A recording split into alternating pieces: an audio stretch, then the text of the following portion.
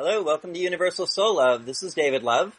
Lana can't be here with us today. She has a family member to take care of. So I'm here with our special guest, Alexandra Meadors of the Galactic Connection, a dear friend of ours we've been working with for quite a while now. Hi, Alexandra. Hey, David. How are you? Great. Thanks for coming on the show. It's so good to finally have you on here. It's been a while. Yeah. Thank you very much for your patience.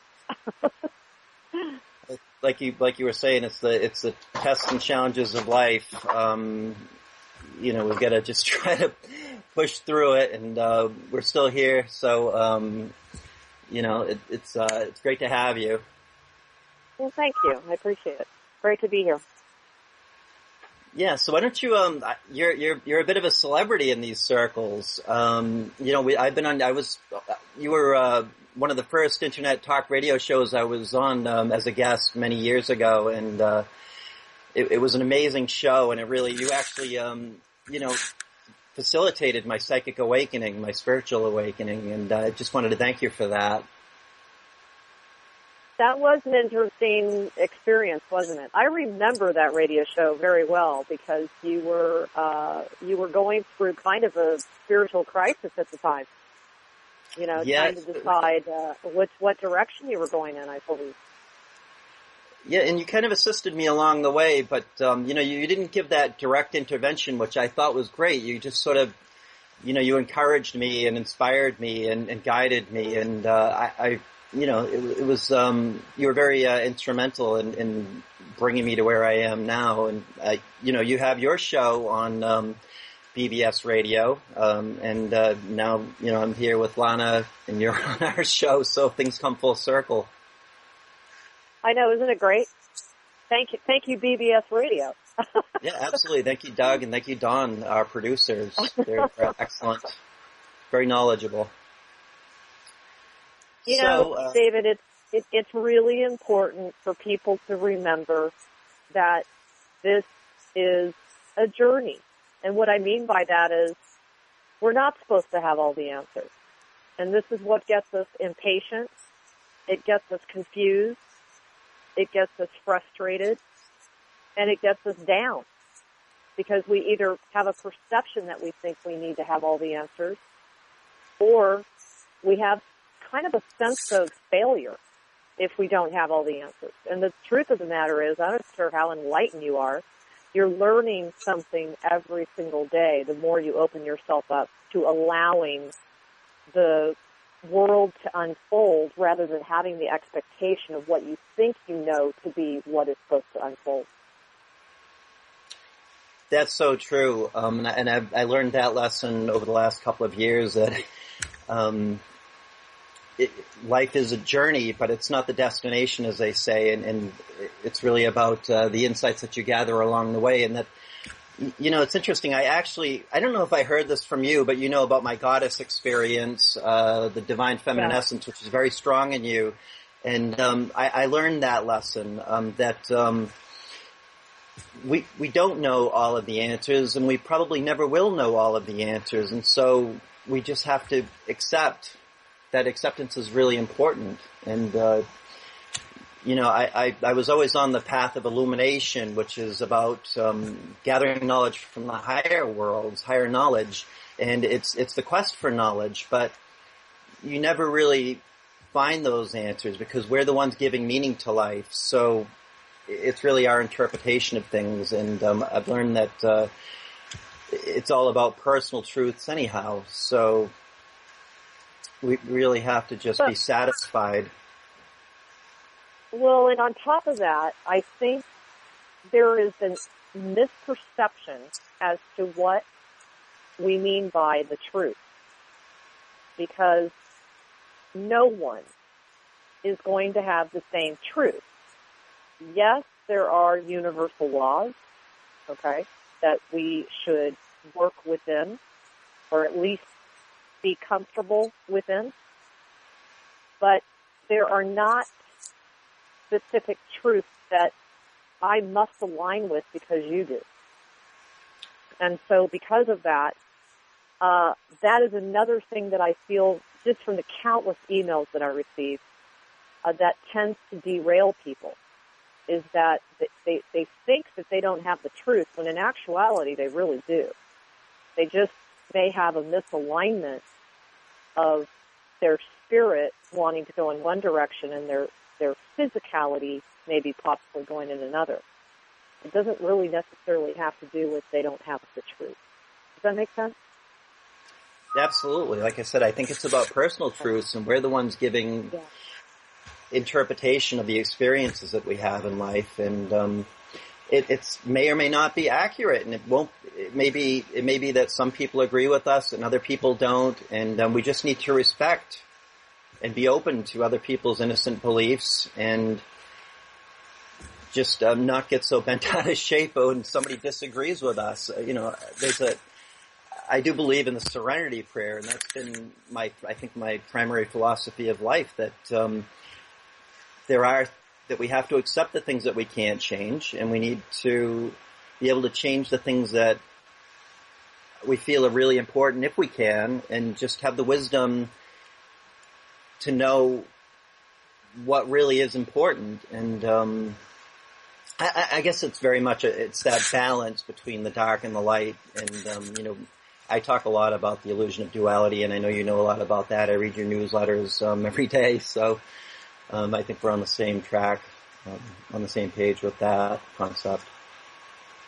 Yeah, there too, I've had many people say to me that there is such an important role to play by being the observer of both the dark and the light. It's one of those things where we don't necessarily want to not see or acknowledge darkness, and at the same time that we don't want to see only the light. It's very important for us to be in a state of balance. I mean, that's what they mean by the yin and the yang, and the male and the female, and being able to become in union with all of that, and be in union with the all is. So we tend to become very polarized, even in our desire to become spiritual, David. And this is something that I feel that we're all learning about right now. This is probably the biggest thing that the enlightened ones are going through, is having such an intense desire to serve and become reconnected, because truly we haven't ultimately been connected, because we've had at least 10 of our strands for a long period of time deactivated. Okay? But to be able to have that reconnection, which we so badly want back, and in the process of doing so, that's all we're focusing on, is the light, the light, the light. All right. But that's, and not that that's bad or good. It's just that we need to remind ourselves that as we move towards more of a galactic perspective and a galactic society, which is literally going to be in our lifetime, we need to remember that we need to agree to disagree. That this is probably the biggest thing we're learning right now. Learning to agree to disagree, and saying, that's okay that I don't agree with your point of view. For sure. We need to be open, and I almost teach non-belief, because I know, from my spiritual awakening with you and other women, that that divine feminine energy or essence really thinks that relationships are far more important than personal beliefs, and that relationships should come first. And so I almost teach non-belief. I teach respecting other people's innocent beliefs. That doesn't mean, there's a basic behavioral rules in society that you don't hurt other people or other living things, and we shouldn't accept that. But, when it comes to just things that really aren't all that important and that ruin our relationships, personal relationships, we need to rise above that. And it's interesting, I see so many, I have people come to me every week almost, who believe they're the Messiah or the prophet, or and I actually think it's great, because these are people who are becoming self-actualized, and although they, it's a bit ego-based, they're really becoming the Buddha or the Christ consciousness, and I guess we need to encourage people and support them in their ambitions in some ways, or at least foster that feeling that they're getting that wisdom that they're receiving. Well, what I had a conversation with somebody the other night is what if, in fact, yes, there will be and have been avatars, visiting the planet for quite some time, but, at specific intervals. But what if, in fact, the Messiah was also interpreted as a specific group of people whose sole journey and mission was to spread that avatar's message, which we often refer to as the Christ consciousness. This is basically what we're doing. And I remind people all the time that we get very caught up in vocabulary such as the word leader and follower, but in fact, those of us that have taken more of a lead role in jumping down that rabbit hole, okay, which takes courage. It takes courage to walk away from just about everything you've been brought up to believe in and to ostracize yourself from all of those different, friends and family members that you were so comfortable to be around. And literally just say, no, I got to do this because I got to be true to myself. It takes a lot of courage to do that, and we have done that. So we truly are leading and blazing a trail for the other 99% of the population. And because of that, it's essential for us to kind of lighten up on ourselves. We had this major conversation the other night about how we all tend to get so serious. We get so caught up in the fact that we want so badly to assist in the change that we forget about the daily joy. Mm-hmm. And when I say that, I'm just as guilty because I'm very on fire, as you know, with what I do and just so dedicated to what I believe to be what I want to bring forth, in serving others. And sometimes, I forget, oh my gosh, how many hours have I worked today? I mean, I was it was crazy. It was doing the 22-hour work days. It was insane. For sure. When I'm up, I see your messages on your posts on Facebook flashing from your Galactic Connection website, and like, oh, she's up doing it too. It's that mission, that drive to complete the mission and the shared vision, and it's and I tend to feel the same way, that I often miss out on having just the joy in life. But but then in thinking that, you do come back to that and you do try to fit that in because that's really important. Well, we have. Listen, here's the thing. So many of us have waited for this moment, right? I mean, we've talked about it. We've dreamt about it. We've envisioned it. We've, gone to seminars about it. We read books about it. We watch videos about it. We have talks about it.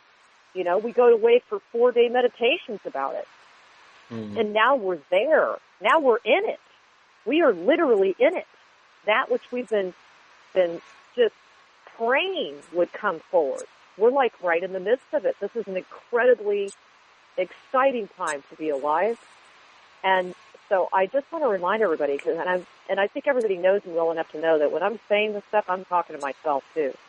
We all need to remind ourselves to lighten up and really have joy, really remember to have fun, because we've gotten through probably some of the toughest stuff. That's so true. Couldn't agree with you more. And, you and I have exchanged messages and talked a lot about this over the last couple of years. And it is an exciting time. And so what is going on in the world, Alexandra? I'm aware of the game of life, and I almost sometimes feel that I'm between two worlds, and I feel that this is very scripted. And I feel that I'm playing a role in the human drama or the human experiment. So for me, this is all very almost expected, the things that are happening in the world, the global issues. And even the way I met you and Jonah Bolt of the Starseed Society and how everyone's coming together. and working together on this shared vision. This is something that isn't that unusual for me or unexpected, but certainly it looks like we're facing enormous odds at this time with everything that's going on, and it's rapidly escalating, this paradigm shift, the global wars, the escalation of violence and the climatic change and the fragile global economy. All of these things are bearing down on us, and it looks like dark times, but yet exciting times too, because this is the change that we've been waiting for, as you said. You know, David, honestly, if this was not going on, I would be shocked, because I tend to look at everything as a macrocosm of the microcosm within ourselves. Right. So we are all going through a massive purification process. We are going through an unwinding of our various timelines, and it's deliberate. We made sure that we were incarnated at this time to dump as much baggage as we could for whatever we perceive to be our next plan, our next mission, our next purpose, our next planet, whatever it is that we, on our higher self level, we really want to lighten the load, especially if we've been very dedicated to the planet Earth mission of assisting in this transitional period. It's time and time and time again that many present planet Earth as one of the most difficult, if not the most difficult, planets to live on, because it's so imprisoned, it's so oppressive in many, many different ways. So when I answer a question like, hey, wow, what's going on with the world? All you have to do is take a look at what's going on within yourself. And if you listen to people and the way that they are coming out, it blows my mind. I mean, I was at a restaurant the other day, and I thrive on dropping a few little bombs here and there to wake people up. And, anytime I go out, I always, if somebody's got a frown on their face, I try to, pick them up. I try to make them smile, that kind of thing. Or if they're even somewhat open, I will try to provide them some sort of piece of information that gets them to think outside the box. And I was at a store the other day, and this woman said to me, she says, it's the strangest thing. She says, we got these new clothes in, and this outfit is not even that popular, but today, not once, not twice, but 3 times, people came walking in, and all 3 of them bought the same outfit. And they just went right to it and said, you know what, this is what I want. And I said, well, that's not strange at all. And I explained how energy works and how there's a pathway that's created. And, you should have seen this woman. She was absolutely blown away, which led to about a 30-minute conversation asking me a myriad of questions and literally asking us to stay. She even bribed us with a glass of wine inside the store. But my point to you is that is a representation, a true representation. It was random, it was not expected, it was allowed, and it just occurred. And to me, it's a very good representation of what the world is truly experiencing within the spirit. And that's what I typically look at most importantly, because I do feel that the spirit will prevail. And so there's too much change going on. There's too much light penetrating the planet. There's too much of each of our bodies going through the what I call the crystallization morphine, which can be not so fun sometimes. But ultimately, you have a knowingness within your body that you're going to be lighter, freer, and have easier ability to travel, and you're getting ready to take back your gift. I mean, how exciting is that? If I have to go through a little pain to get there, hey, I'm game. So my answer, I mean, and I can get into the global stuff. I can definitely get into that, but I just want everyone to know that this has to happen. All of this purification, even the wars, we have to also remind ourselves, especially what I've learned from doing the Galactic Connection blog. My God, so much of the information is based on someone else's agenda. And we need to remind ourselves of that. How much of this is complete truth? How much is it truth in their perspective versus the reality? So if we don't get caught up in like, oh God, there's 75 wars going on, and there's this many people killed, and blah, blah, blah. I mean, frankly, my opinion is we have so much intervention going on right now that things would be a lot worse. A whole lot worse. Way more. It's I mean, true. we should be sitting here sending gratitude in magnanimous ways to the Allied forces because we have been protected beyond people's comprehension.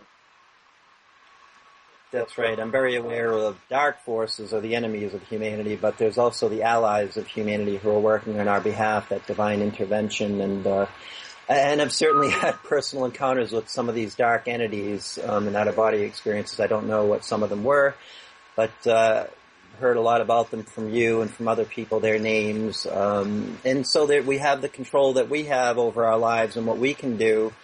And then there's the things going on in reality that we can't control, so we just need to be aware of that and be the independent observer and be centered within ourselves. And I know I can speak to my own personal experience with the paradigm shift, which started right around the time that I came on your show, like I said before, and it was that, it's that facing your inner darkness, your demons, and really emptying out all those things, looking at your thoughts and feelings independently. And I think this is almost the same conversation I had on your show as your guest. And it was that summer, that was a terrible experience for me, really. It was very, very upsetting, and I had to go through all of that, and it was really hard. And but I made it, and I'm here, and I feel pretty good.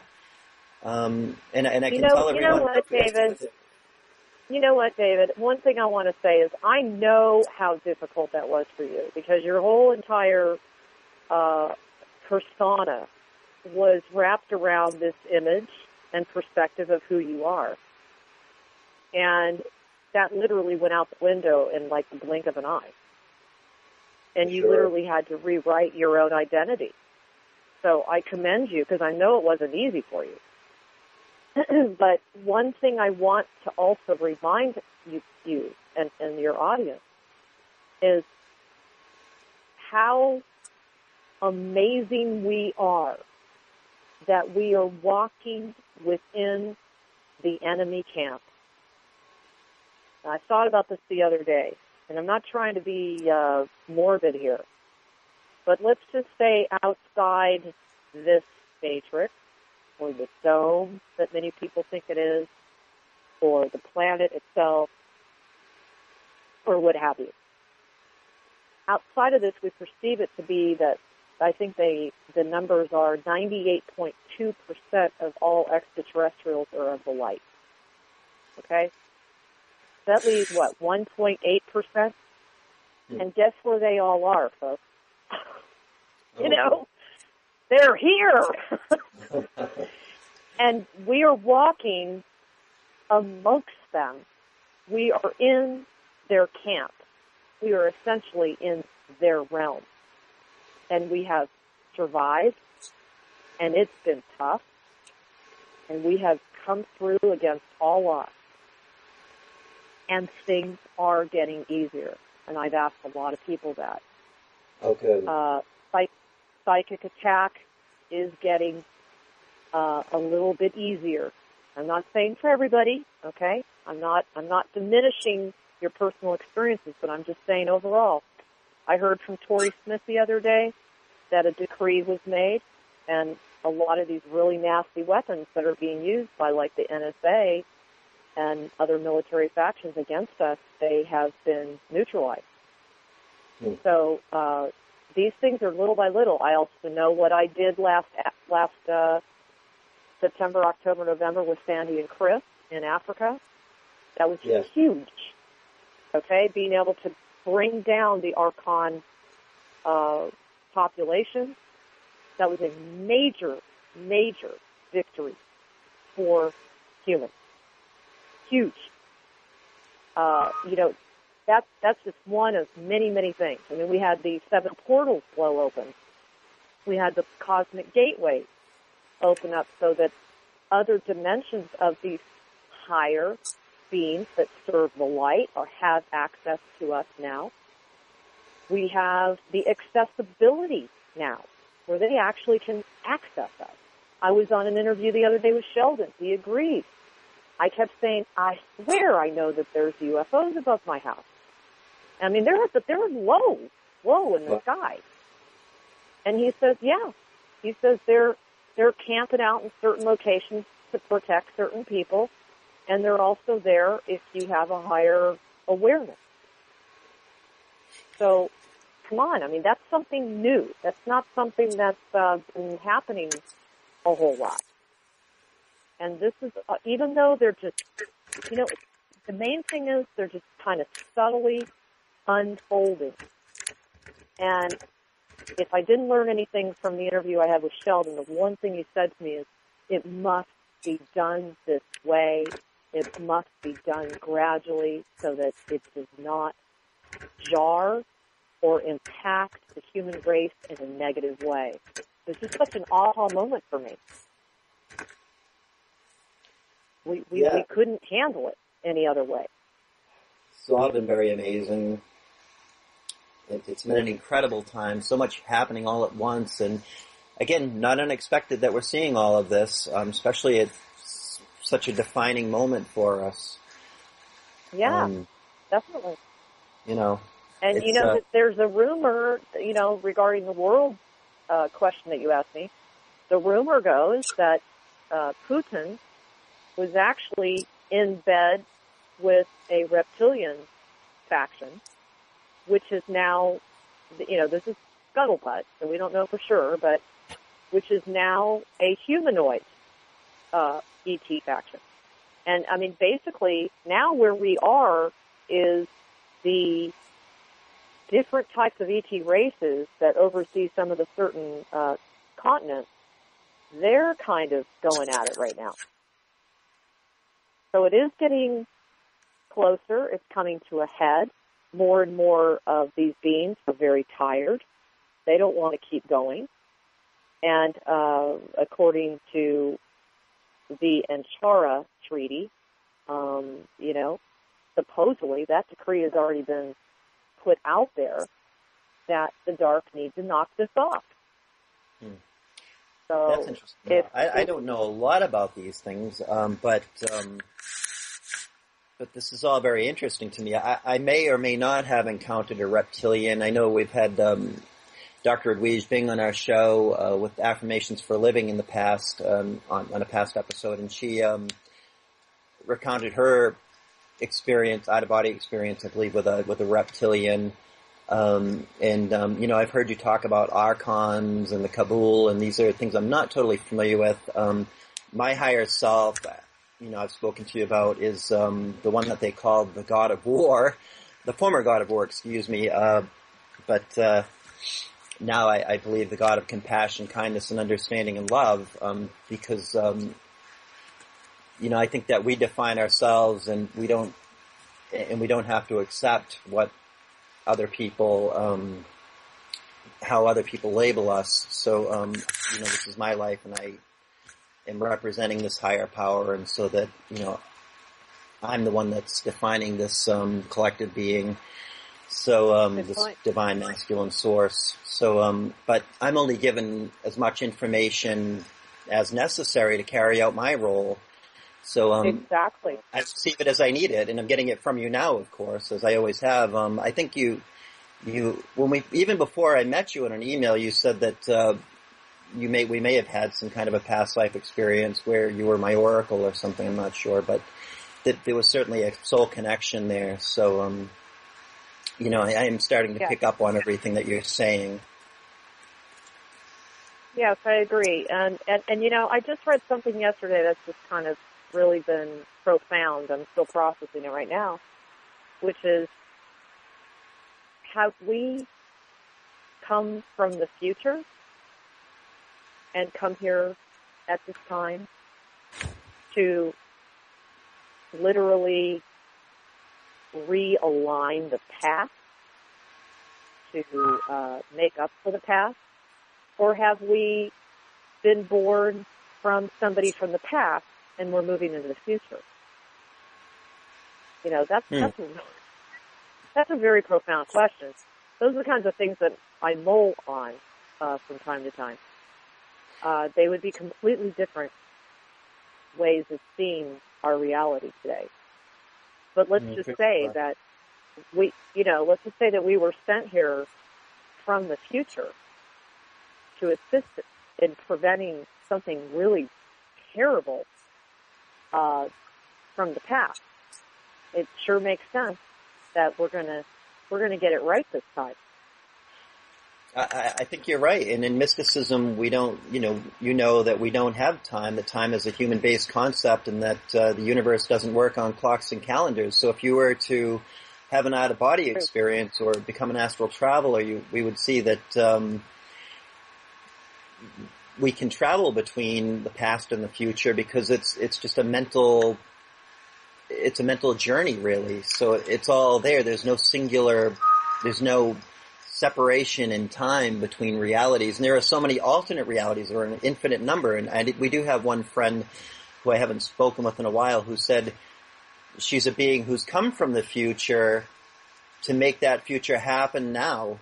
So, we already know the end result of one particular reality, and this person's come to fulfill that. And I do know I have a soul connection with this person.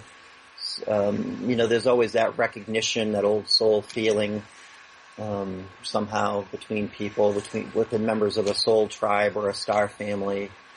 So maybe that's exactly what's happening here. Maybe we're gathering together to prevent something bad from happening, or should I say an outcome that we'd rather not have, in favor of a future reality that's more positive for us, and to get things right, as you said. Or maybe that outcome already did happen. Sure. And we've come here to rewrite because, everything's a program.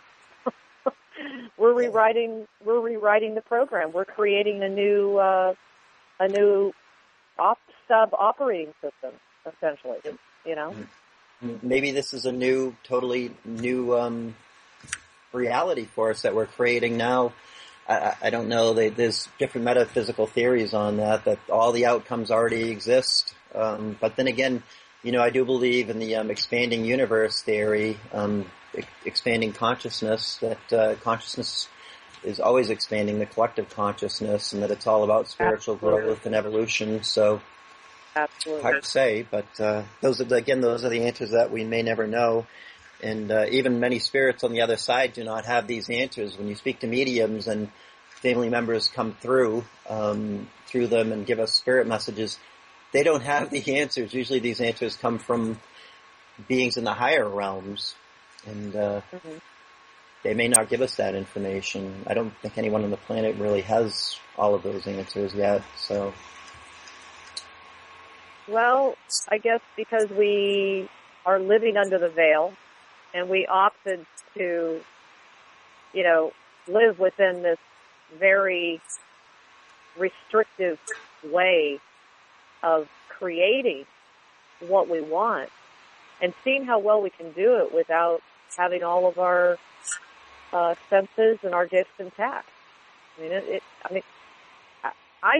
is why I feel that so many of the other races are looking at us in awe, because there are many, many, many, many beings that would not give up their connection with the all is, the Creator God. They would not walk away from that and be here at this time. They just weren't willing to do that with all the work and investment that they gave. I mean, it's a huge, huge amount of dedication and courage to do what all of us have done to be here at this time. I agree, and you're speaking to a large group of people who, in our network, who are social activists, and we have our light warriors, our guardians, we have our light healers in our network, and they're all trying to figure this out as much as you and I are, and I think we can all be leaders, and we can all achieve greatness in this life, whatever your measure of success is, and so we just need to keep moving forward and realize that we're eternal beings, and not get so frustrated when we hit these roadblocks. I agree. Yeah, and hey, Alexandra, could you tell us, it's interesting, I became aware of, the guardian role, the light warrior role, or the spiritual warrior, but maybe sometime after I met you, and then I discovered that you had a guardian group, and I became part of that, and that's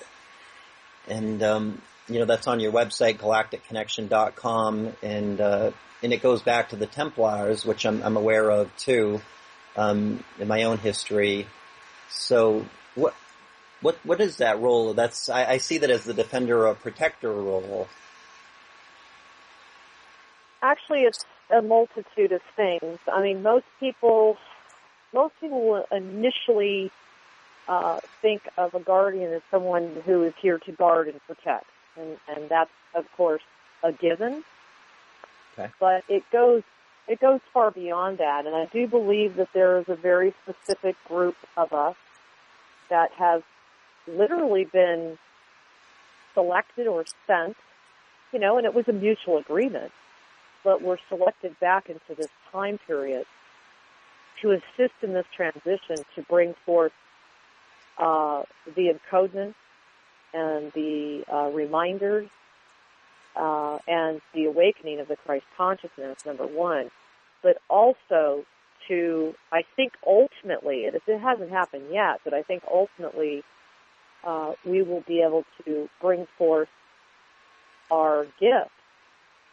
You see a lot of these shows on TV right now, and it's not by accident, where they have their superpowers. I think there was one called 4400, and there's another one, I can't remember what it's called.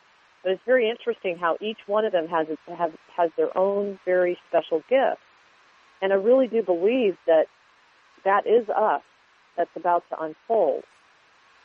We have one thing in common, which is we really work towards having the highest of integrity,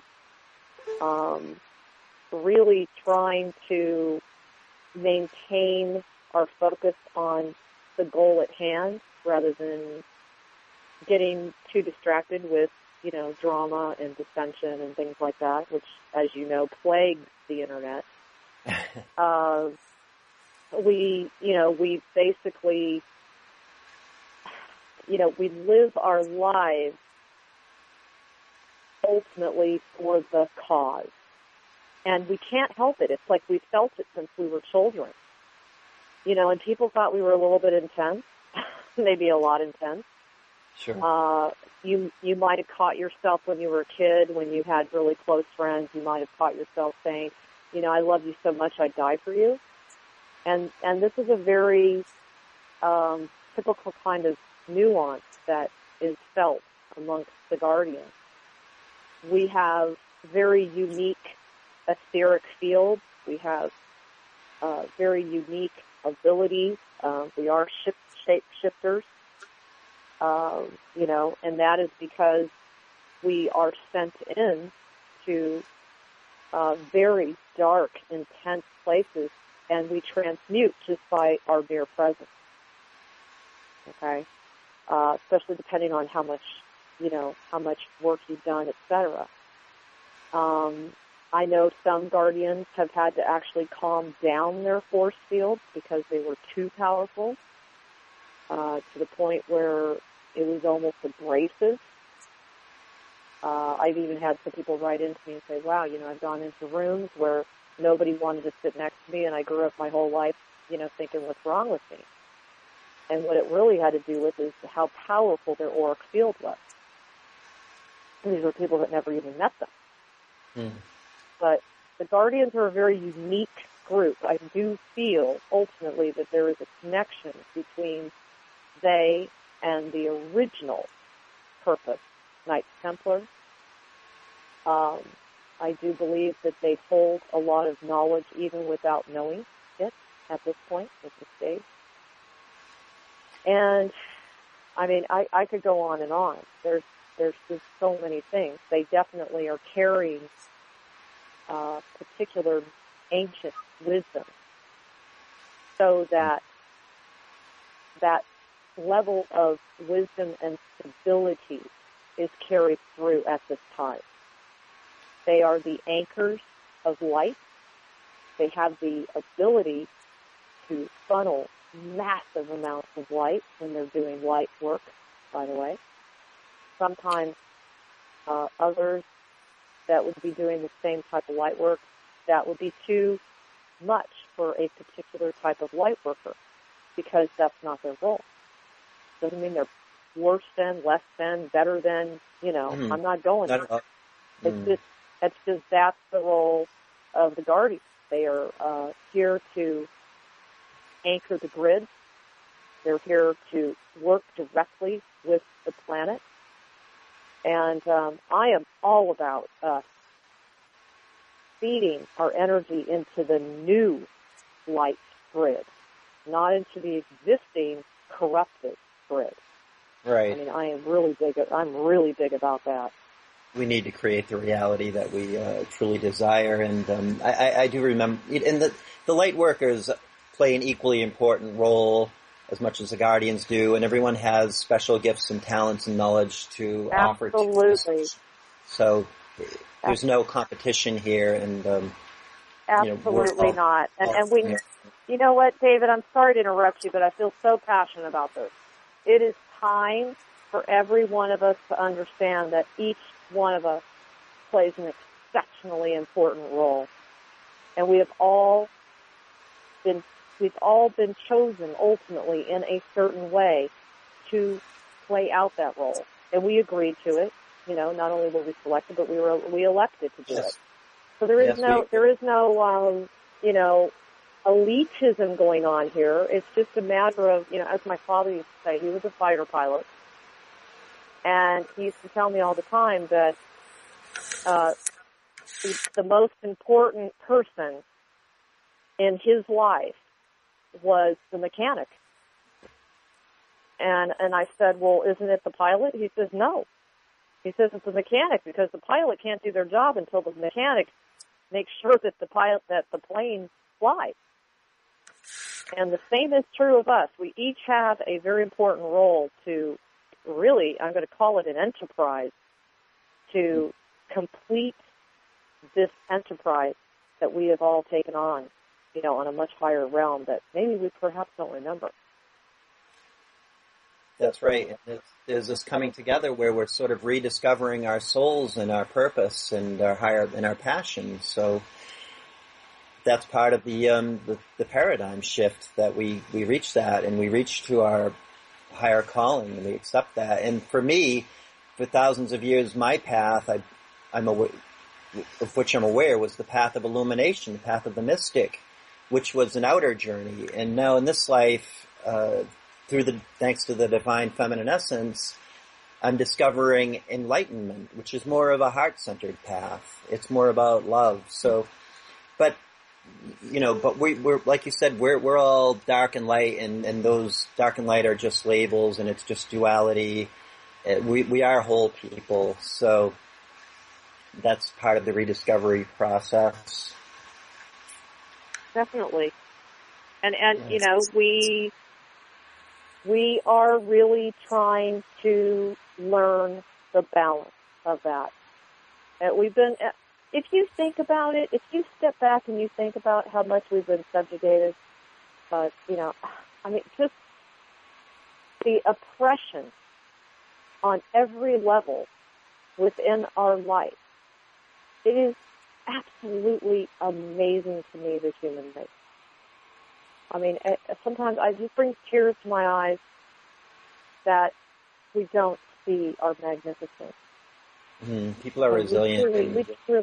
We are so amazing that we've made it through this, and it's high time that we receive our rewards, and they're coming. They're coming. You know, we're getting closer and closer. By the way, I just have to say this. Mm-hmm.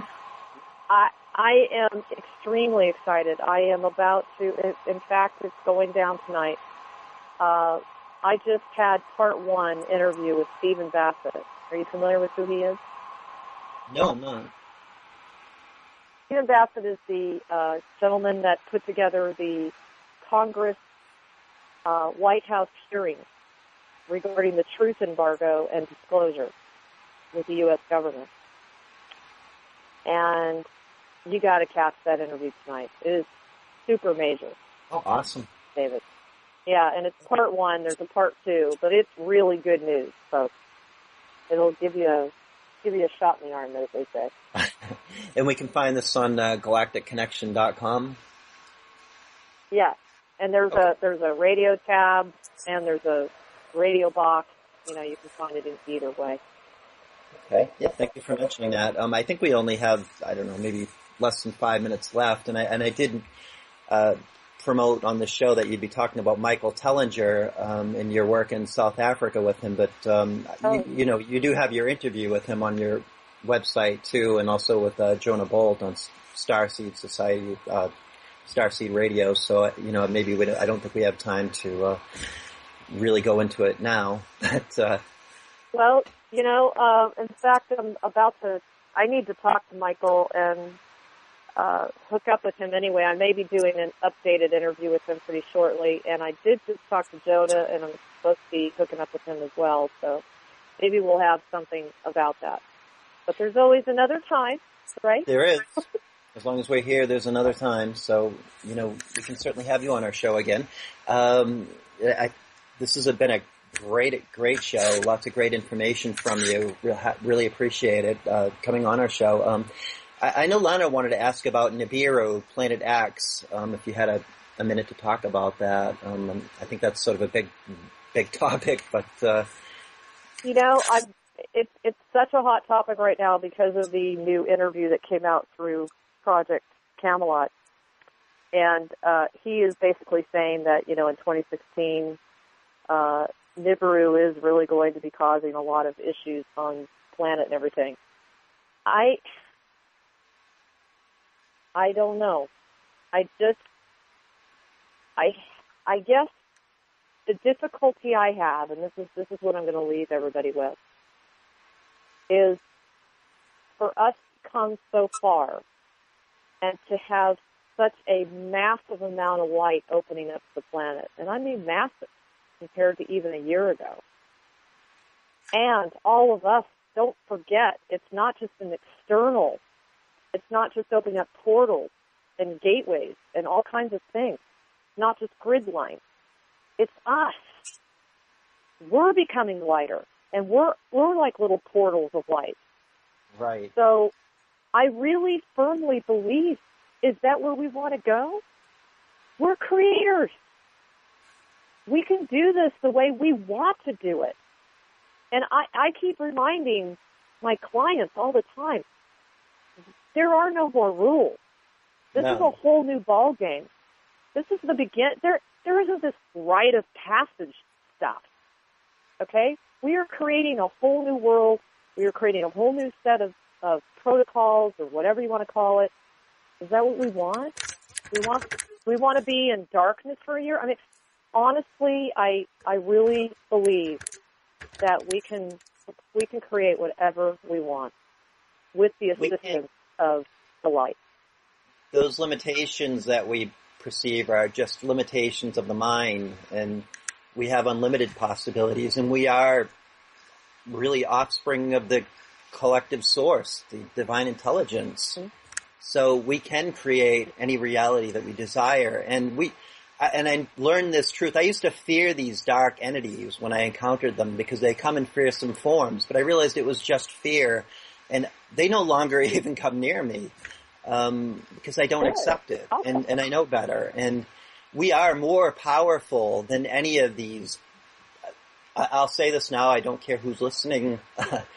We are more powerful than these reptilians, these Kabul, we are the source. So we have nothing to fear. We are eternal beings. We are infinite beings of love and light, should we choose to accept that, and we can.